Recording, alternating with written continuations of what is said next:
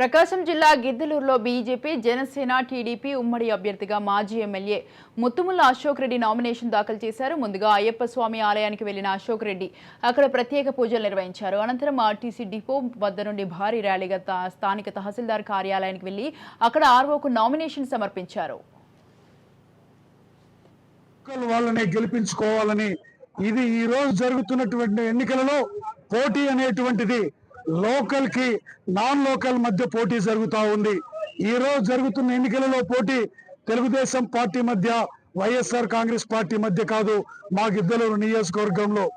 ఏది ఏమైనా ఈ రోజు అభివృద్ధి జరగాలన్నా, సంక్షేమము ఈ రోజు సూపర్ 6 ఏదైతే మా ఉమ్మడి మేనిఫెస్టో ఉందో, ఈ సూపర్ 6 అనేటువంటిది వైఎస్ఆర్ కాంగ్రెస్ పార్టీ ఇచ్చేటువంటి మేనిఫెస్టో కంటే ఇది ఎంతో మెరుగైనటువంటిది.